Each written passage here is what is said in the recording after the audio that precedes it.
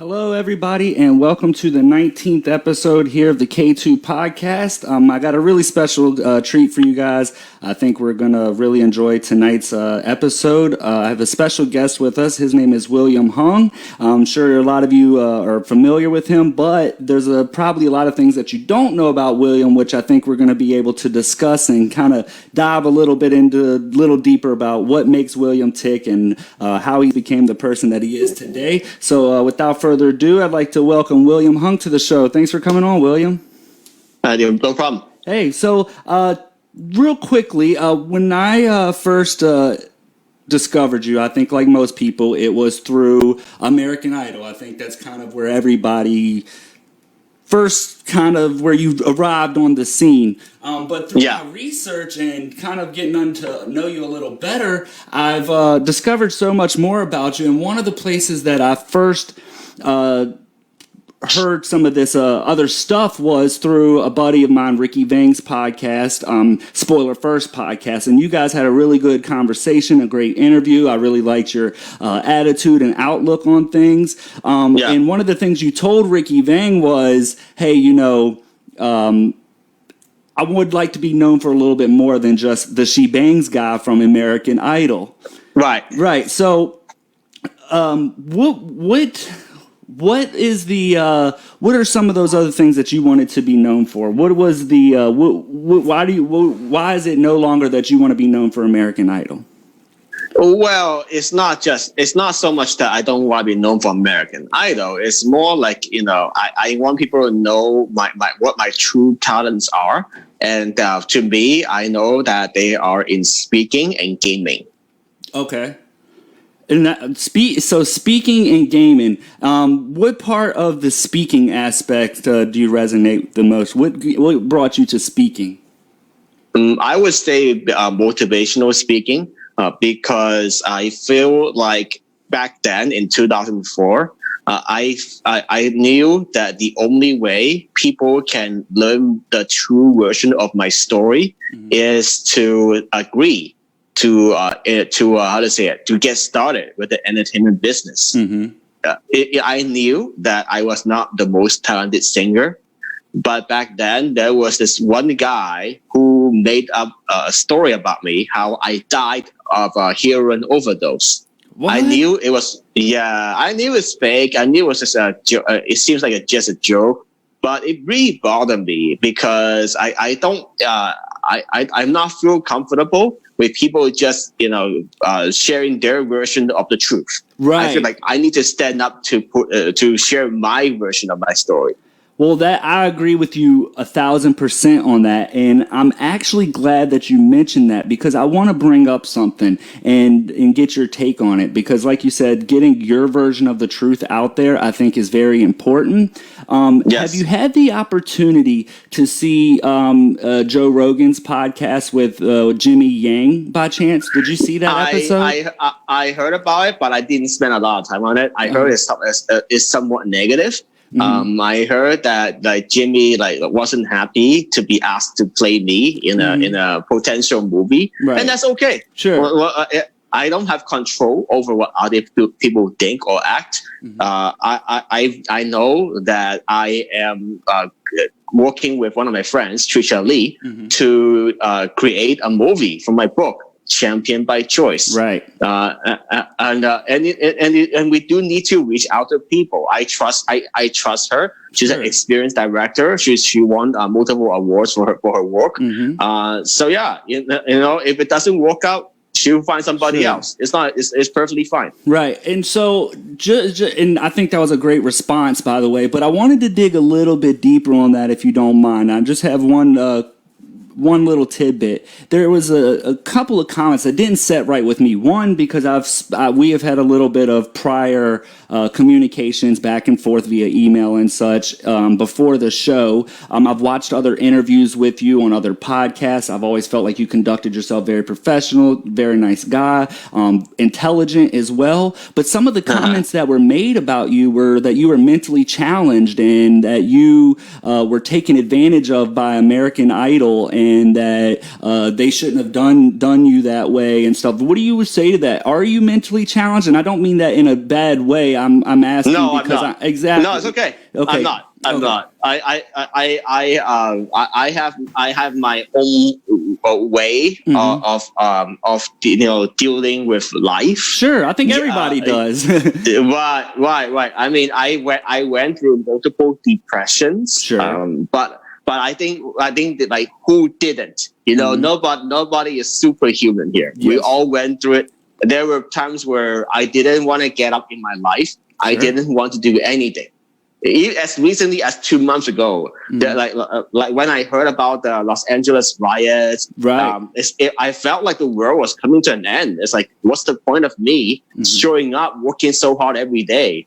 Right. If everybody's just gonna get looted, maybe someone would get shot tomorrow. Right. But I have all those negative images. Sure. But I woke up and I told myself, you know what? That's not going to last, and it didn't. Right. And then what my coaches and mentors taught me: what you believe is reality. It makes a lot of sense.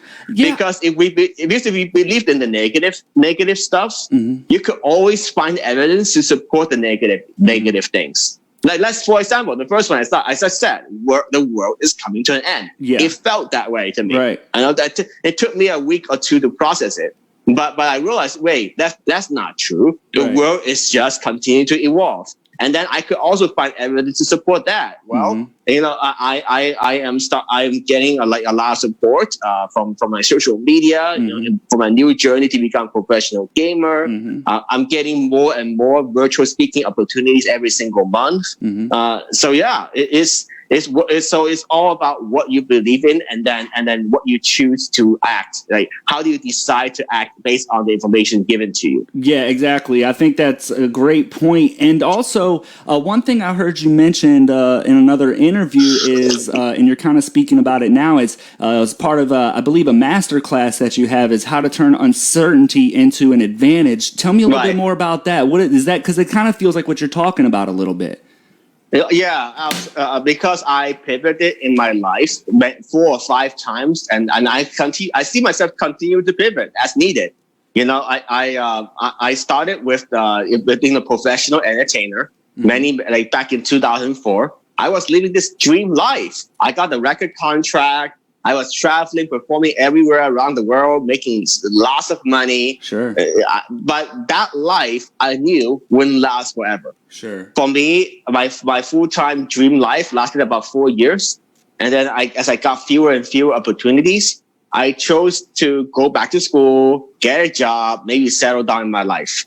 So I worked for the government for the past 8 years. 2 years for the sheriff's department, 6 years for the public health department. Sure. And then I realized, well, is that all I want to be? Do I just want to be the average cubicle guy for the rest of my life?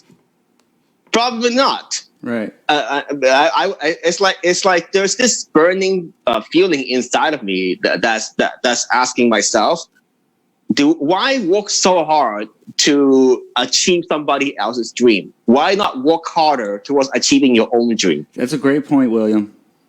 Yeah. And that's a great point. And also, just to go back a little bit, working for the sheriff's department, tell me what that was like a little bit, because that doesn't really seem like something that's in your wheelhouse, or is it something that's in your wheelhouse? Explain to me a little bit what brought you to working was it in the corrections department that you were working, or it was for the crime statistics, crime analysis program. Okay. So tell me a little bit about that. Did you enjoy it? Why'd you end up leaving? Yeah, so I always loved math and gaming in my life. Sure. I remember when I won the beat the Super Mario Brothers in Hong Kong. I was one of the first people to do it. That's awesome. Without any guides, no strategy advice or whatever. I just naturally figured out the way to beat it. And then as time went along, I always wanted to find my own way to excel. and it might not be the traditional way because, for example, academics, I'm not doing that great. I've never been a great academic student. Me either. Yeah. It's all about that. And then I thought like, well, maybe, at the time, I was enjoying the show called Crime Scene Investigation, CSI. Yep, I'm familiar with it. So I thought maybe if I could apply my math and science skills to that job, it'll be a fun experience. So I did. I took the job offer. I worked for a couple of years, and I was part of the solution, but I ended up reading and processing police reports. That's kind of depressing. So it's not what I signed up for. Sure. So that's why I decided to get a promotion, work on a public health department, and then I enjoyed that one more because initially my colleagues and I created a contract database, and that's something totally new. I'm never known as a computer science whiz. But I made it happen. I'm very glad I learned so much out of it. But I feel like after that, there's not that much new projects going on. It's the same, routine, like printing reports, processing data, tracking assignments. It's not the most exciting thing. You become robotic almost. Yeah. That's why I feel like, okay, maybe it's time for me to go for something new. Well, I think that's great. But so from the time that you worked at the health department, sheriff's department and stuff, what brought you to writing this book that you have? It's called Champion by Choice. What brought you to that? What made you inspired to write this book? 2 years ago, I was invited to speak for an annual sales conference, and their theme of their conference was called Champion by Choice. I love that theme because I feel like in my life, people chose me to be the champion. I didn't choose to be a champion. And then when I look at those key words, I was thinking maybe other people can also become a champion every single day. You don't have to be the number one, the best podcaster, the best video game player to be a champion. You can be a champion now by building your own community. You can choose how you show up, how you wake up every day.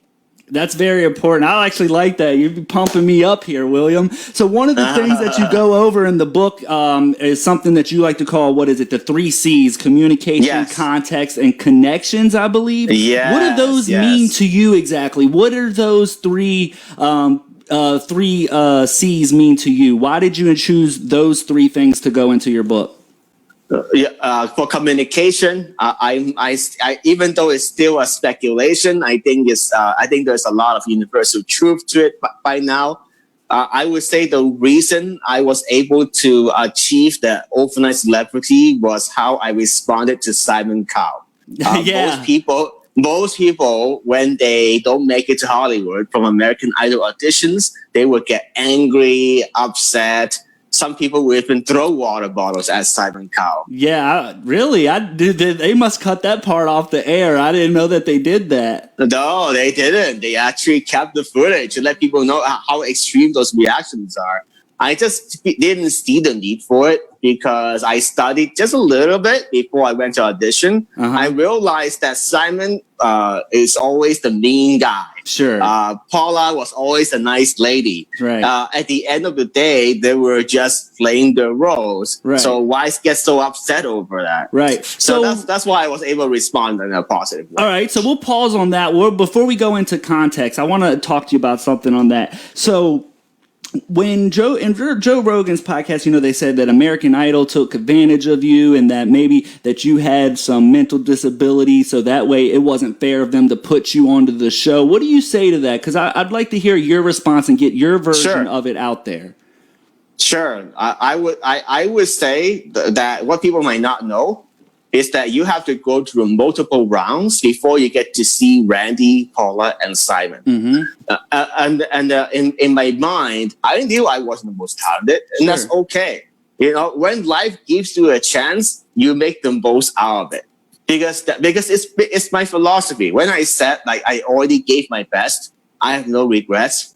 That is my life philosophy. Right. I believe in giving your best effort at the time that you have, so that you don't regret later, no matter what the result is. And I think you did a phenomenal job of displaying that. Like you said, maybe you weren't the best. I think we can all agree that maybe you weren't the best at that performance. But what is you gave it your best. You went up there with a positive attitude, ready to perform with like, hey, whether this goes well, whether this goes bad, here I am. I'm William Hung. I hope like take me or leave me, whatever you want to do. I thought that was really courageous. Not everybody has that mindset, even including me.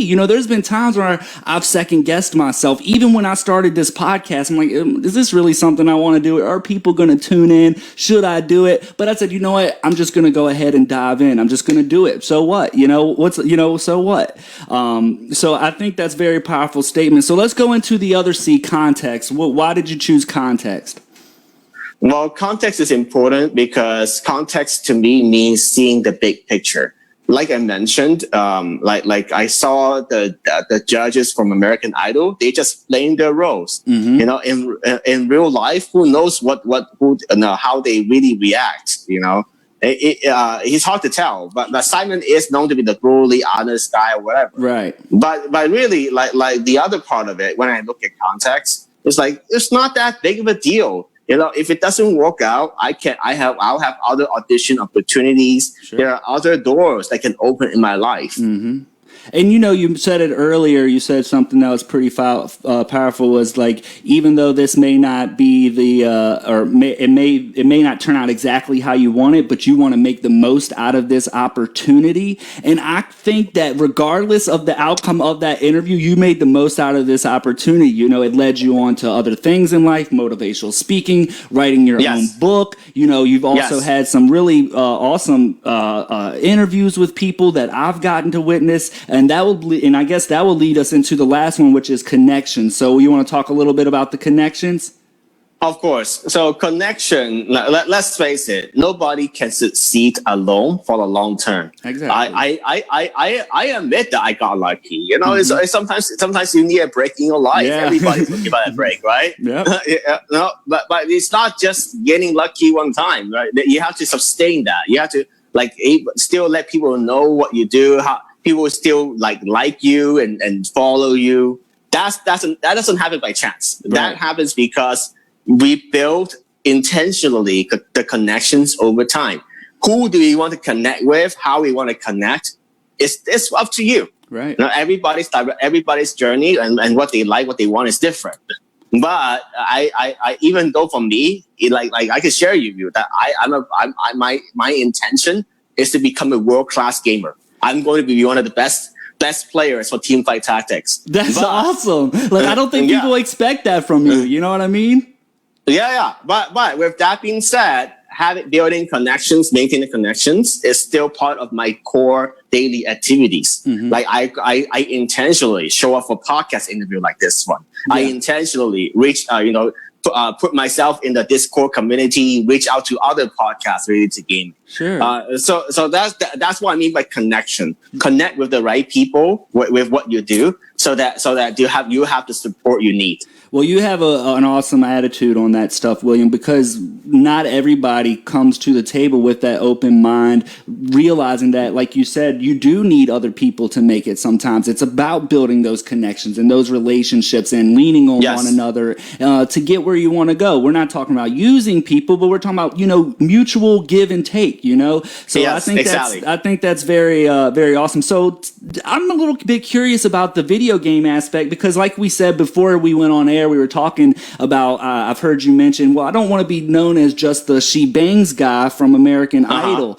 So what brought you into, is video games been something that's always been part of your life, or have you always played video games? And what is your go-to games right now?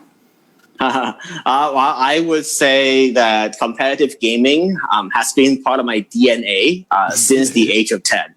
I like I mentioned, when I beat Super Mario Brothers for the first time, it felt so satisfying because back then in Hong Kong, what happened was that I had to get in line to get my turn. So if I lose a life, during recess, that's pretty much it. I'm probably not gonna get to play again for the rest of the day. Oh, bummer. So So at the time, I had like a strong self motivation. And that also goes with what we were talking about earlier, is making the most out of the opportunity you were given, because you're saying you only got one shot to go up to this machine, and if you lose a life, you may not get to go back. So that it's interesting to see how that corresponds to, later on in life when you do go on to American Idol, how even just something as simple as a video game, you say, hey, I only got one shot, I got to make this count, I'm going to give it my all on this video game. And it seems like you carried that throughout your life. Absolutely. That's awesome. And you also mentioned, I've heard you mention, your mom has also told you, not to compare yourself to others and don't be afraid to fail. But as long as you tried your best, then that's all that matters. How big of a role has your mom played in your success and things that you've done throughout your life? Well, it's part of my life. She doesn't exactly support the new direction I'm going in right now. Uh-huh. She's always like worried. It's like, how are you going to even make money? How are you going to monetize? How are you going to sustain yourself? Uh-huh. I told her, don't worry. Right now, I save and invest. I'm in a good situation to take this risk. Take this leap of faith. Right. For the long term. Because nobody succeeds right from the get-go. All the successful YouTube content creators, Twitch streamers I know of, they work very, very hard. It takes them years before they can build an audience. Certainly, I agree with that, and that's something that I've been working on, and it's nice because it goes back to what you wrote on in your book is connections. I've built a connection with you, and then you're getting to kind of tell your story, more exposure for you, and then I also get to do the same thing and have a powerful guest on like yourself, so I think it's very cool about that. Another thing that I wanted to get into, what are your go-to games right now? What games do you like to play? Well, I would say, like I mentioned, like team fight tactics is the main one I'm focusing on. Uh-huh. So just to give you an idea of what it is, it's kind of like the modern version of chess. But chess gets kind of boring because if you're bad at chess, you have no chance of winning. Right. But it just doesn't happen. That's me. I'm terrible at chess. Yeah, me too. I'm actually not great at chess, but I'm actually bad at chess. But for something like an auto battle like teamfight tactics, it's kind of, in a way, it's kind of like poker. Mm-hmm. Poker, you could win or lose on any given night. Yes. Just depends on the cards you get. Sure.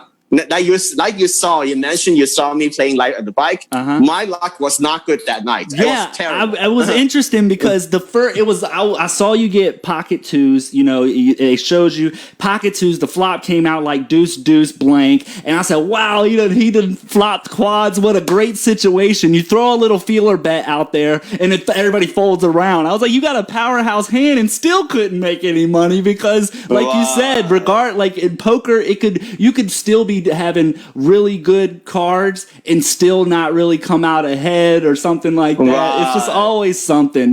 Poker's a great game. I love poker. I'm an avid poker player myself. So it was something that I related to you on. I thought was really cool, and it was something I didn't know about you as well. Do you continue to play poker? Is that something you still involved with? I used to play poker a lot, but recently I'm not as interested. Mm-hmm. And the reasoning is because I feel that poker, particularly, like I used to enjoy playing live. Uh-huh. And then because of the COVID-19 pandemic, sure. We're not allowed to really play live anymore. Mm-hmm. So I play online.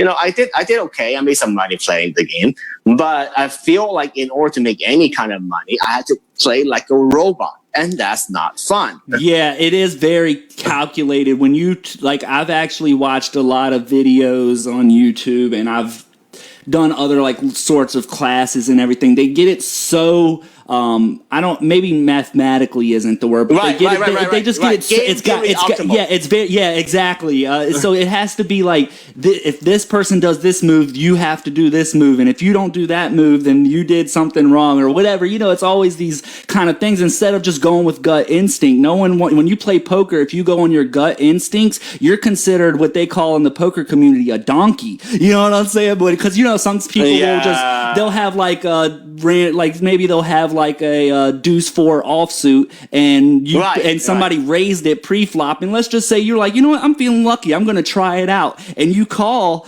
and then everybody's going to like, why would you call with deuce 4 offsuit? And and they're mad because you hit a straight on the flop or something with an ace 3-5, and they get mad at that type of stuff. So that's frowned upon. That's the part I don't necessarily like about the poker community. But I definitely do like to play poker. It's one of my hobbies, one of my passions, and one of the things I like to do. So I've also heard you mention in the past that you were interested in starting your own video gaming. Is it streaming service or what was it? Yeah, I would say that I wanted, in the long term, I want to create my own game. But that's not going to happen in the near future. It's probably, it could take 3 to 5 years before that actually happens. Sure. Because I'm still not quite sure what I want to create yet. Sure. I have some idea in terms of the overall goal. The overall goal is that I want to help people to try something new without being judged or ridiculed. Exactly. I want them to feel like they could try without risking what they have in their lives. So it could be something like Cash Flow by Robert Kiyosaki. I know that. I'm familiar with that. Yeah. So you could be a policeman, you could be a musician, you could be whatever role you are. You just have different starting points in your journey. But your goal is to learn how to make enough money through investing so that you can get out of the rat race. So it almost sounds like, and maybe you can explain a little bit clearer if I'm getting it wrong, but it almost sounds like a more advanced version of like a Grand Theft Auto in a way. Like not so much with the violence and things like that, but the aspect that you're a character, you have to go out, try to make this money and make your way through. It's more of like a virtual reality type world. Yeah. That's what I'm seeing as well, but probably not related to money, probably more related to speaking and in life, like communication. Okay. Yeah. Because there are some role playing games that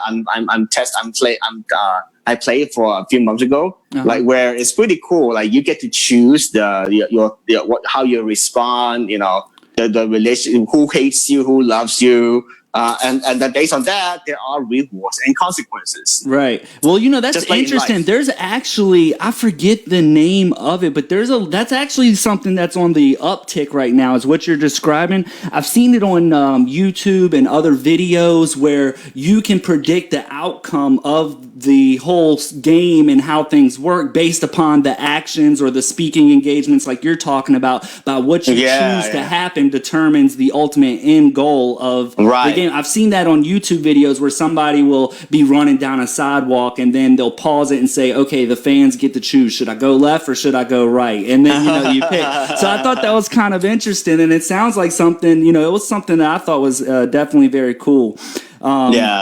So is there, just to go back to your book a little bit, I've always wanted to write a book, but my struggle is kind of like what you're dealing with your video game is, what do you write about or what do you make it about? I kind of struggle with that. But is there any advice you would give to somebody else who was interested in wanting to write a book? What would you tell them and how did you overcome certain obstacles that involved writing a book? Well, writing a book is very specific. So I would say the first thing is like, what do you want people to walk away with, and why do you want to write a book?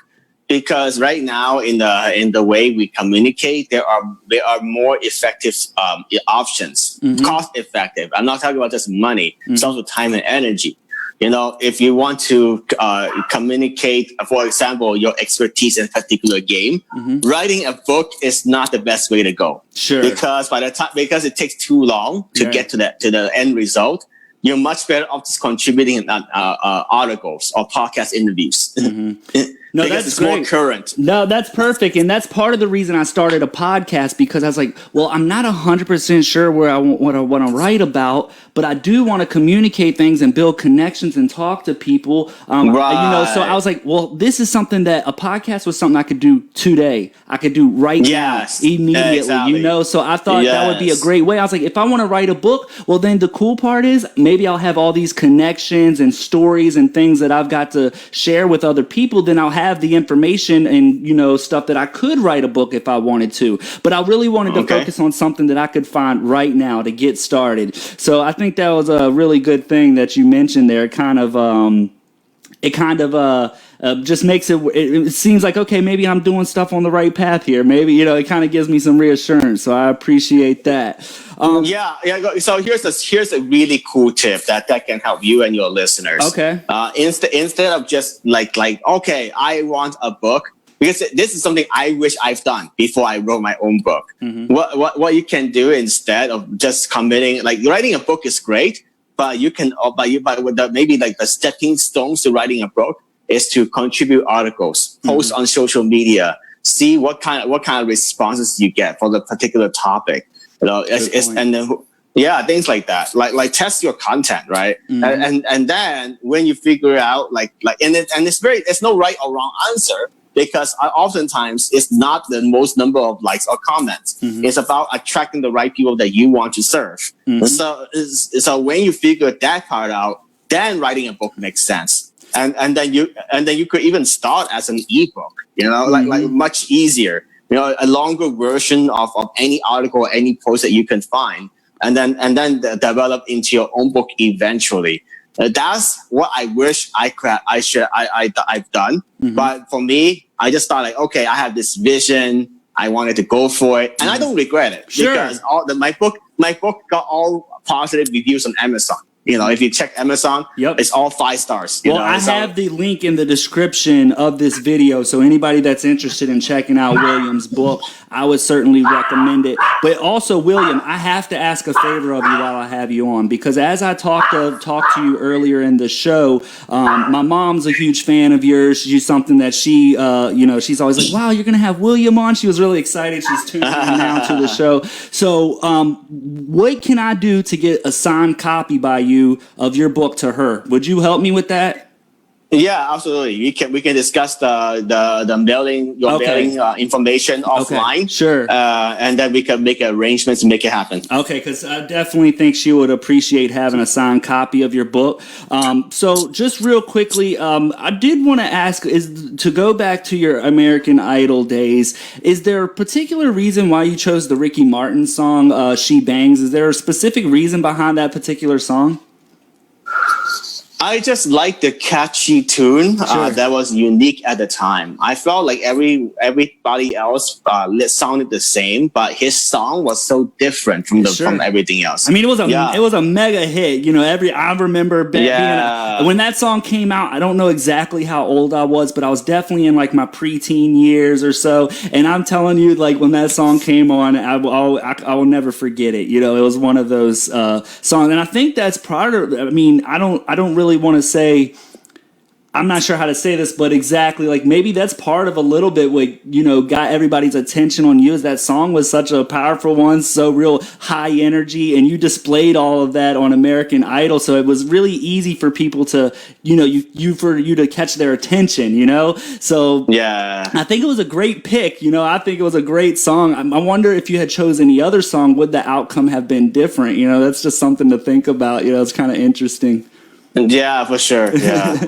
Well, so real quickly, I don't want to take up a lot more of your time this evening. It's been a real pleasure speaking with you and having you on. But I do want to talk about one last thing. You mentioned some of the riots and the things that are going on in the world today. What do you think about the upcoming election with, Kanye West saying that he was planning on potentially running for president, and had Joe Biden and Donald Trump? What do you make of this year's election? I have no idea, and honestly, I don't even think much of it, because I don't want to focus my energy on something that I don't have control over. But one thing I would say is to really just keep your word. Keep your promises. That's huge. That is huge. That's one of my biggest things in politics, and as well as like you don't see enough of the keeping your word portion. And I think you mentioned something a while ago that said that you wanted to hold people accountable for their own progress, or something along those lines. Do you understand? Do you remember saying that?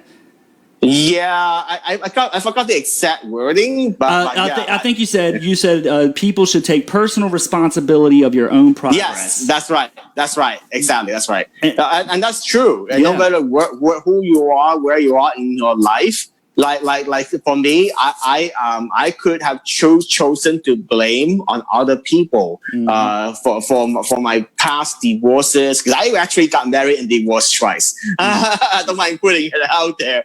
So I could have blamed it on the previous girls, you know, but that's not really not the good way to look at it. The better way to look at it is I didn't know what I want in my life at the time. Sure. You know, I just didn't know. Right? If I knew what I want, maybe the result would be very different. Maybe I don't get married just yet, and that's okay.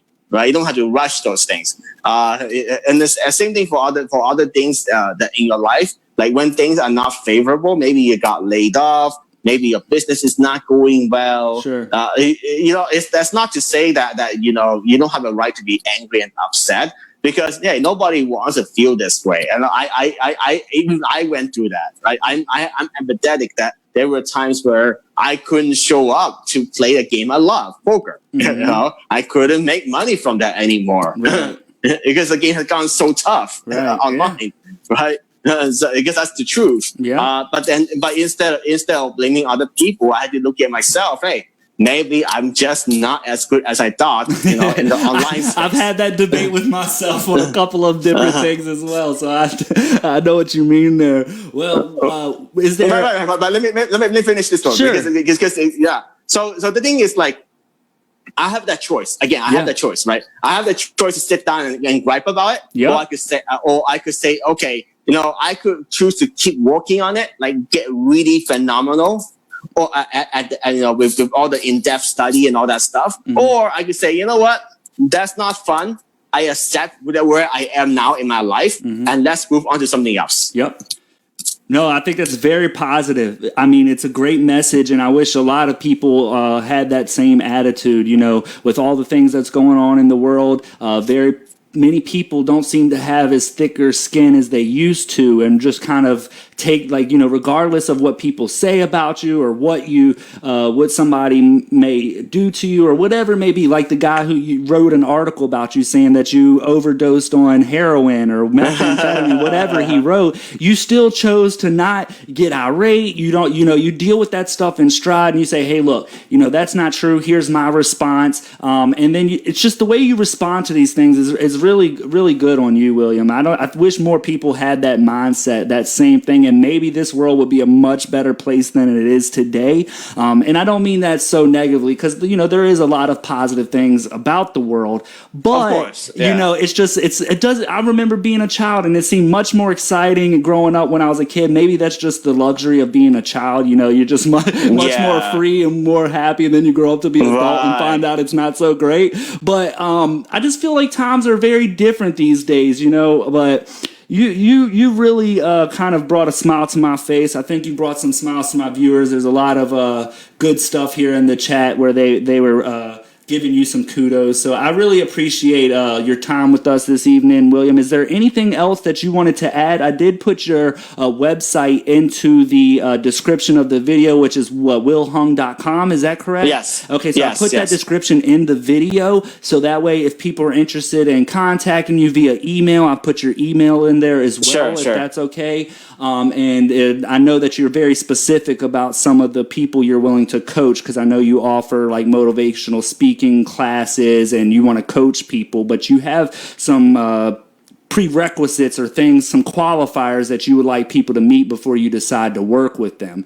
I would say a quick summary of it for people listening to this is basically I'm looking for people that has an idea that's worth spreading, and like kind of like worthy for a TED talk, you know, something that it doesn't have to be some new idea that we never heard of, but maybe it's some unique perspective based on your life experience or your expertise that, you know, and then you know, I can help you bring that out to people. Sure.